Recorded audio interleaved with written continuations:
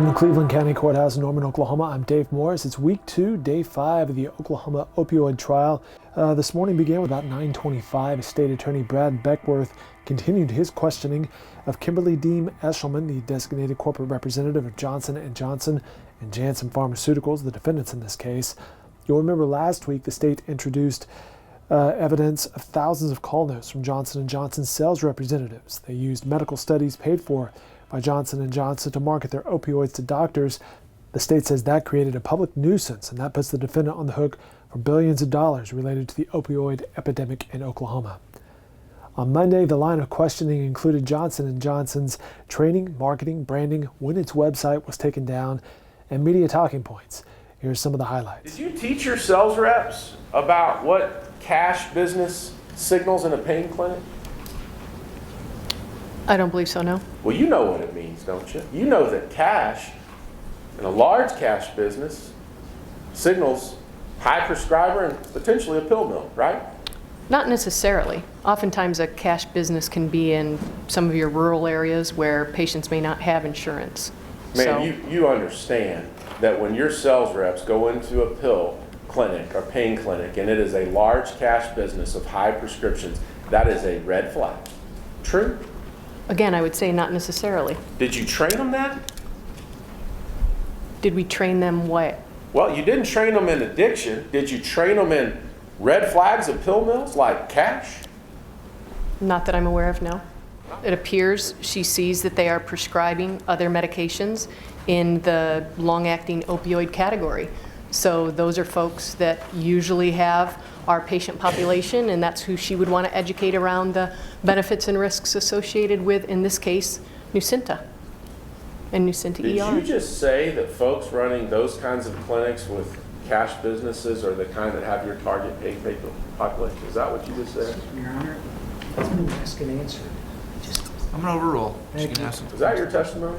What I'm saying is that these clinics, these pain doctors who are prescribing long-acting opioids, or in this case, short-acting opioids as well, our representatives are looking at those individuals as likely having the pain patients that our drugs are indicated for. And so you only trained your educators about addiction if they could move product that you could make money on. That's what you just said. No, that's not. That's not what you said? It is not.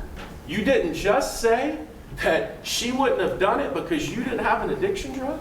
Excuse me, Your Honor, the questions are argumentative now. He's just badgering the witness. Sustained. Did you have an addiction drug? Asked and answered just a second ago. Overruled. We did not have a drug that treated addiction. Create a need, and then when you launch a drug, you'll have the solution for that need, right? Again, this wasn't creating a need. This was addressing or educating on an unmet need in the marketplace at the time.